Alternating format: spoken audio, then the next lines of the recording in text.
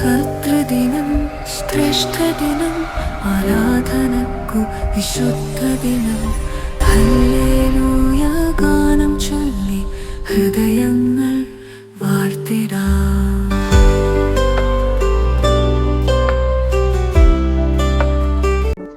ത്രിയേക ദൈവത്തിൻ്റെ വലിയ തിരുനാമത്തിന് മഹത്വമുണ്ടായിരിക്കട്ടെ. സ്നേഹമുള്ളവരെ, കഴിഞ്ഞ ഞായറാഴ്ച സകല വാങ്ങിപ്പോയ ശ്രേഷ്ഠാചാര്യന്മാരെയും വൈദികരെയും ചമാശന്മാരെയും മറ്റും ഓർത്ത് സഭ പ്രാർത്ഥിച്ചു.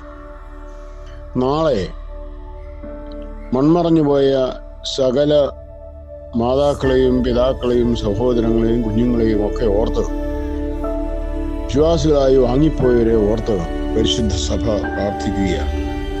ഈ അവസരം യാക്കോബ് ശ്ലീഹ തൻ്റെ 4-ാം അധ്യായം 13, 14, 15 വാക്യങ്ങളിൽ ഇങ്ങനെ പറഞ്ഞതായിട്ട് കാണുന്നു. നാളത്തേത് നിങ്ങൾ അറിയുന്നില്ലല്ലോ. നിങ്ങളുടെ ജീവൻ എങ്ങനെയുള്ളത്? അല്പനേരത്തേക്ക് കാണുന്നതും പിന്നെ മറഞ്ഞു പോകുന്നതുമായ ആവിയല്ലോ. കർത്താവിന് ഇഷ്ടമുണ്ടെങ്കിൽ ഞങ്ങൾ ജീവിച്ചിരുന്ന് ഇങ്ങനെ ചെയ്യും എന്നല്ലോ പറയേണ്ടത്. മനുഷ്യൻ മനസ്സിലാക്കിയിട്ടുള്ളതും എന്നാൽ മനസ്സിലാകാത്തതുമായ ഒരു തത്വമാണ് ജീവിതത്തിൻ്റെ ക്ഷണികത. വെള്ളത്തിലെ കുമിളയോട് ജീവിതത്തെ സാധാരണയായി താരതമ്യപ്പെടുത്താറുണ്ട്. വെള്ളത്തിൽ കുമിള കണ്ടാൽ അത് അടുത്ത നിമിഷം ശിഥിലമാകുമെന്ന് നമുക്ക് ബോധ്യമാണ്.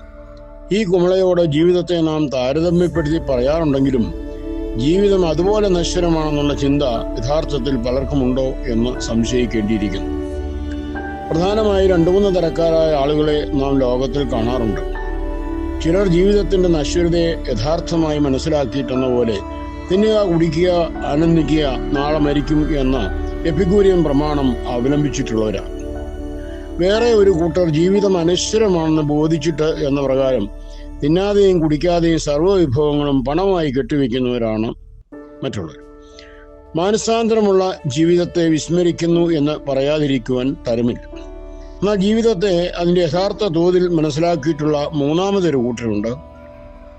ഈ ലോകത്തിലെ ജീവിതം നശിച്ചു പോകും, മരണാന്തര ജീവിതം നിത്യമായിട്ടുള്ളതാകുന്നു.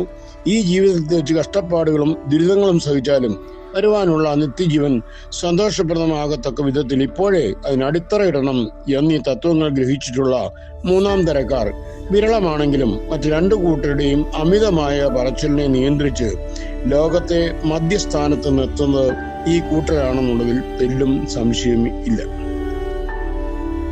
സ്നേഹമുള്ളവരെ, വിശ്വാസികളായ നമ്മുടെ മരിച്ചുപോയവരെ പറ്റി നമുക്ക് പ്രത്യാശയുണ്ട്. അവരുടെ ജീവിതത്തെ നാം ഓർക്കുമ്പോൾ അവർ ചെന്നെത്തിയിരിക്കുന്ന ജീവിതപാതയും നമ്മുടെ മുമ്പിൽ ഉദിക്കുന്നു.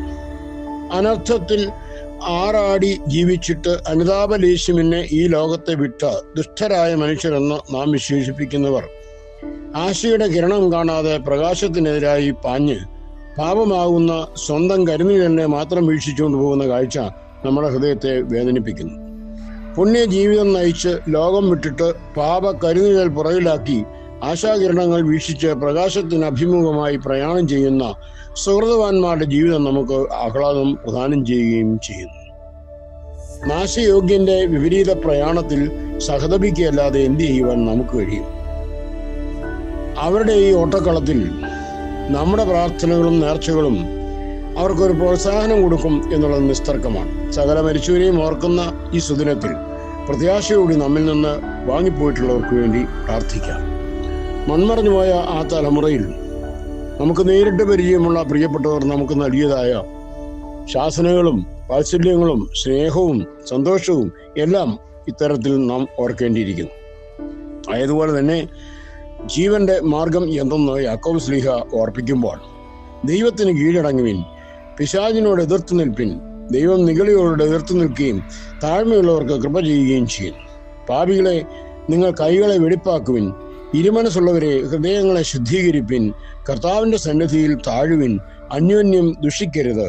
തന്റെ സഹോദരനെ ദുഷിക്കുകയും വിധിക്കുകയും ചെയ്യുന്നവൻ ന്യായപ്രമാണത്തെ ദുഷിക്കുകയും വിധിക്കുകയും ചെയ്യും. നമ്മുടെ ജീവിതം ജീവന്റെ മാർഗത്തിലാണോ മരണത്തിന്റെ പാതയിലാണോ എന്ന് ഓരോരുത്തരും ചിന്തിച്ച് നോക്കട്ടെ. നാം ഏത് തിരഞ്ഞെടുക്കുന്നു? ജീവന്റെ വഴിയോ അന്ധകാരത്തിന്റെ പാതയോ? നാം ഈ ലോകത്തിൽ വെച്ച് സ്വീകരിക്കുന്ന വഴി മരണാനന്തരവും നമ്മുടെ മുമ്പിൽ നിർഗളിച്ചുകൊണ്ടിരിക്കും. ഈ ലോകത്തിൽ ജീവന്റെ വഴിയും മരണത്തിന്റെ മാർഗവും സമാന്തര രേഖകൾ പോലെ ഒരുമിച്ച് പോയിക്കൊണ്ടിരിക്കുന്നു. ഒന്നിൽ നിന്ന് മറ്റൊന്നിലേക്ക് ചാടിക്കടക്കുന്നത് അസാധ്യവുമാകുന്നു. അതിനാൽ ഈ ലോകത്തിന്റെ പരിധികൾ കഴിഞ്ഞാലോ അവ ഭിന്ന മാർഗങ്ങളെ അവലംബിക്കുന്നു. ഒന്ന് പ്രകാശത്തിന് അഭിമുഖമായി ശ്രമിക്കുന്നു. ഇവിടെ വെച്ച് സ്വീകരിക്കുന്ന മാർഗമേതോ അതിൽ കൂടി തന്നെ ആത്മാവ് പ്രയാണം ചെയ്തുകൊണ്ടിരിക്കുന്നു. ഇതര മാർഗാവലംബനം അസാധ്യമായിരിക്കുന്നു. അതിനാൽ ഈ ലോകത്തിൽ വെച്ച് തന്നെ മായയുടെ മാർഗം വിട്ട് ജീവന്റെ വഴിയെ നമുക്ക് സ്വീകരിക്കാം. പിതാക്കന്മാർ കാണിച്ചത് നല്ല മാതൃകളെ നമുക്ക് പിന്തുടരാം. ദൈവം നിങ്ങളെ എല്ലാവരെയും അനുഗ്രഹിക്കട്ടെ. നിങ്ങളുടെ ജോൺ പോൾ കോറപ്പിസ്കോപ്പ അച്ഛൻ.